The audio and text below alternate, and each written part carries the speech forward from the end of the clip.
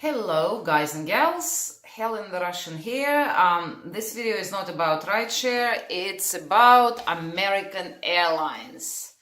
And none of it is good. I thought I should make a video to warn people about it because, man, I gonna avoid American Airlines at all costs in the future.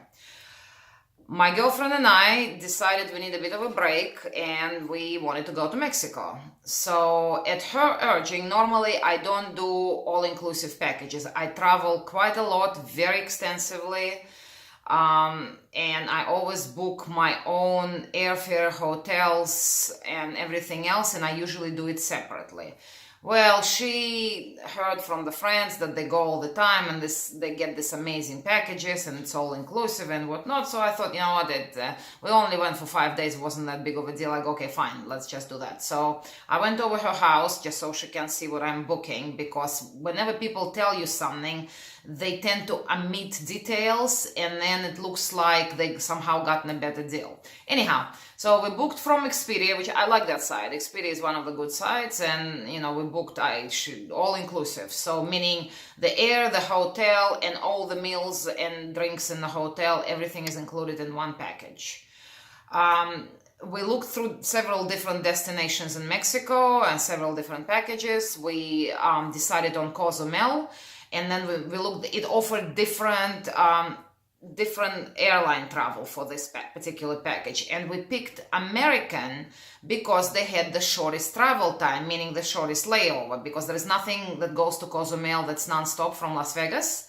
So all the other options were total of 12 to 13 hour travel time, mainly because of the layover. American only offered 6.5 hours total travel time, so short layover in Dallas.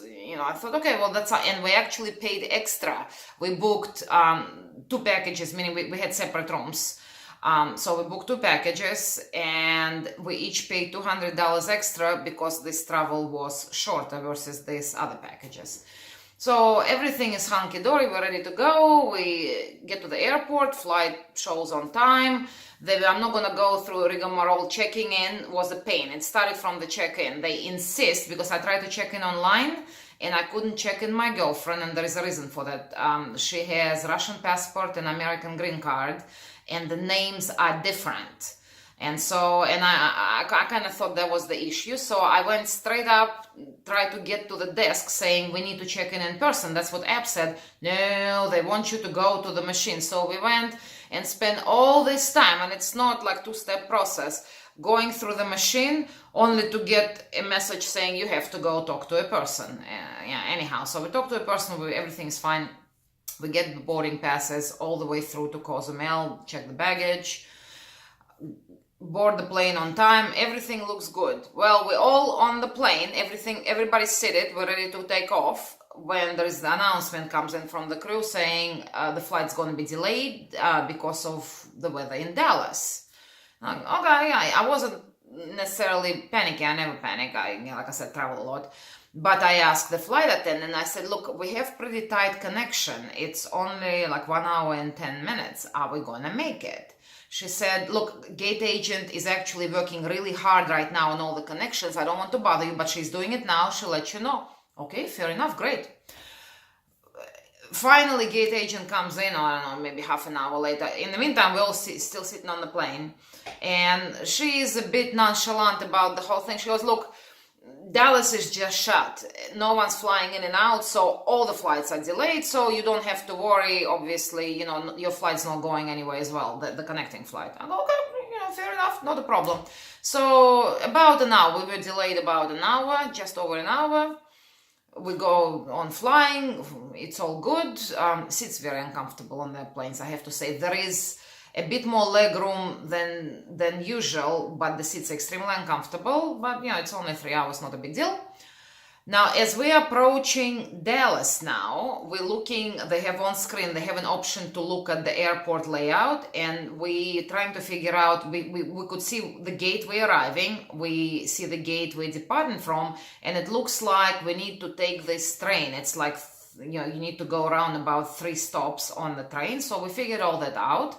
And as soon as we landed, I turned my phone on, I look at the app, the American Airlines app, which I downloaded, and it looks like our flight was in fact delayed, the connecting one, but only by 20 minutes. And now it shows its departure at 12:43, and now it's 12:32. We're still on the plane. The plane hasn't even got quite to the gate.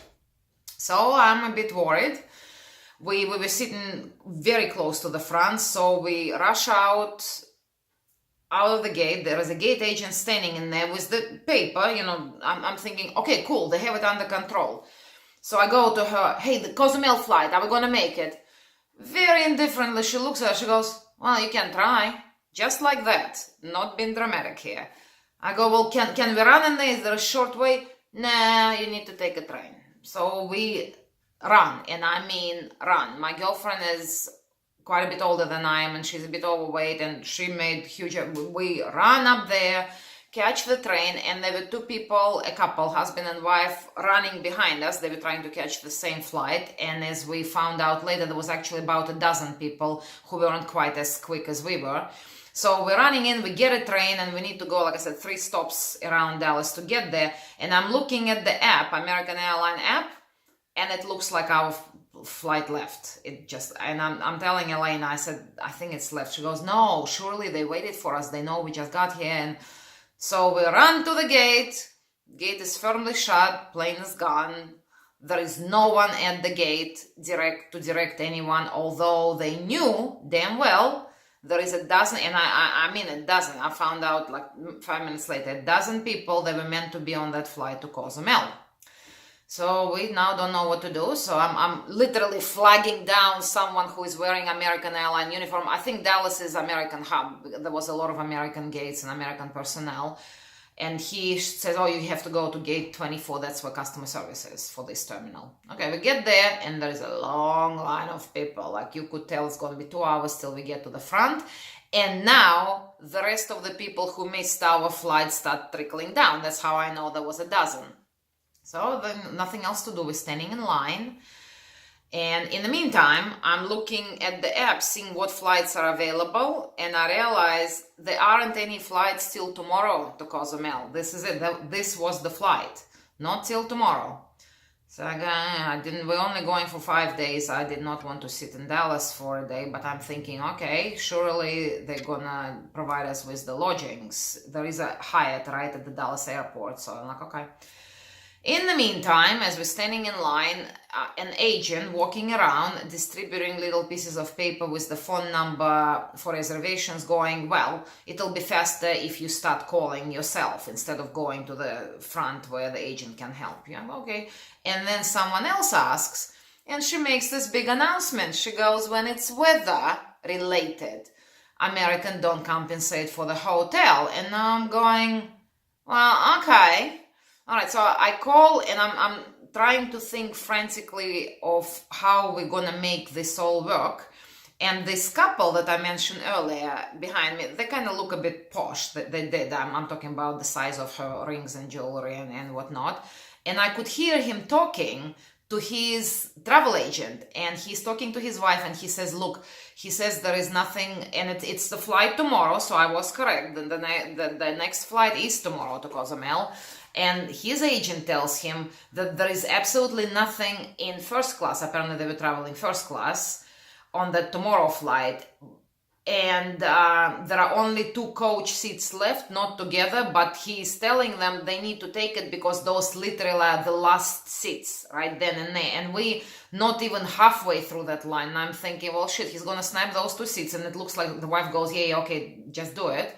Well, we then gonna have to wait, my friend and I, for next 2 days of our 5-day holiday. So I go, right, okay, plan B. Why don't we fly to Cancun, which is, those of you who are not familiar with Mexico, it's Yucatan Peninsula. Cozumel is an island of Yucatan Peninsula. So from Cancun, you can go to Playa del Carmen, which is like about 40-minute drive. And then you take a ferry to Cozumel. So it's all doable. I ask Elena, she goes, yeah, let's do it. Let's just do something. So I call reservations, the number that I was given for American. I talk to the lady. At first she didn't understand what I'm trying to do, and then she goes, oh, okay, I got you. And so she is rebooking me, and she goes, okay, I rebooked you for the same day, so that day we were traveling, but for 7 p.m. flight, and that was only like 1 o'clock, so nearly over 6 hours we had to wait for that flight. But I was grateful at least we get in that same day to Mexico. And I won because I travel a lot. I understand how travel coupon works. It has to do flight coupon. It's not a discount coupon. It has something to do with how airlines operate and how their ticketing system operates, because I was basically avoiding my travel, and I knew that because I was changing the destination. So I made sure she knew that I knew, and I go, please make sure my return trip is intact. She goes, yeah, no, don't worry, I'll make sure of it. And I'm like, okay, I trust you. You work for American Reservation. Anyhow, so we got that assessed. Immediately I sit down and book a hotel for 1 night in Cancun. So I'm like, okay, we're all set. So, we walk around Dallas airport and whatnot. Well, to compress the story, planes were flying for the next about 4 hours, and then the weather worsened and they started delaying again. And so that flight that was meant to leave at 7 p.m., it actually left at 11, and then they kept delaying, changing the terminal, so we had to take that train twice to different terminals, change the gates. They changed the gates, I think, 5 times. And then the crew was reassigned, and we had to wait 15 minutes for the crew to cut through 3 gates. She said, okay, the new crew is at C27, they're making our way to here, to C24. 15 minutes it took them when the gates are next to each other, but okay. And then when we were on the plane, we had to wait another, nearly 25 minutes for them to load the luggage. But, finally, we're on the way to Cancun. We get there at 3 in the morning, have to pay off a rip-off taxi fare, $46 US for like less than 10-minute ride to the hotel, but at least we got a bit of sleep, we got a shower, have a coffee next morning, take another $50 taxi ride to Playa del Carmen. We arrive at the ferry terminal. And the next ferry was departing in 5 minutes. And so my girlfriend is trying to pay with the credit card, and then they're asking for ID, and her ID is in the wallet, and she chains it to her bag, and they go, no, you need to take it out. And I just plonk $20 bill. It was $10 each. I go, I don't want to miss the ferry. Let's just do it. So she gives me the tickets, the ticket agent. We go up.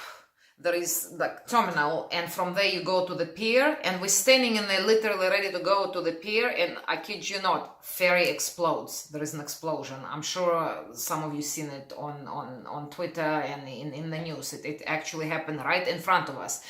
What I'm trying to say, if not for my girlfriend fumbling with her credit card, we would have been right in front of the epicenter of that explosion, and people were hurt. Mostly, explosion wasn't huge. It was massive, but not huge. But that ferry had glass walls, and it's the glass that shattered everywhere that cut a lot of people. That was mainly the problem. But it wasn't the ferry we were meant to be on. So after about 3 minutes of stunned confusion, everybody started going. So we made our way to the ferry, and our ferry was going, and they were going, no, let's go, vámonos. So we left a bit shaken, but we finally made it to Cozumel. And there was another issue, because ours was prepaid package, despite the fact that I called Expedia while I was at the Dallas airport and told them that they need to contact the hotel and hold our reservation, fully prepaid, mind you. I paid for the whole thing in full 3 weeks in advance, meaning the hotel had our money in full, and Expedia, while I was on hold, did get hold of them. They requested the Expedia emailed them, and they done that. We arrive, and sure enough, they cancel our reservation for no show. But I'm not easily deterred. Like I said, I've traveled quite a bit. So that was sorted. It took them an hour to sort it, but they did sort it. We had rooms on different floors and different wings, but that's okay. At least we had rooms. And of course, we did not get compensated for that night that we missed. 2 rooms, cost of 2 rooms, meals and beverage, because everything was included, because it's packaged. So we don't get money back from that. But anyhow, so that was that. And our trip was fine. It was lovely. Mexico is always lovely, easygoing. And I'll do the review in a separate video. I'll do the review of the hotel. I have some issues with the Cozumel Island and the hotels and the way they sell their packages, but it's nothing else shattering. I mean, it was okay. We needed a rest. We got a rest. So we're now on the way back to Las Vegas. We get to Cozumel Airport. Remember I mentioned flight coupons? Sure enough, we get there, they cannot issue the boarding pass, and it has to do with the change of itinerary. Again, we got it sorted. Took about 45 minutes, but we got it sorted. But yeah, so at the end of all that, American flatly refuses to compensate anything. They keep saying, when it's the weather, we don't compensate. However, let me recap really quickly. It wasn't the weather. It was the weather in Dallas, which is why our flight, our Las Vegas was delayed. So not Las Vegas weather, Dallas weather. And we were assured all the flights are delayed. However, the weather did clear, so the weather was fine. And they make this arbitrary decision to send that flight away without waiting for dozen people, fully knowing that there's dozen people coming like within 10 minutes. All they had to do is delay it by 10 minutes and we would have all made it on that flight.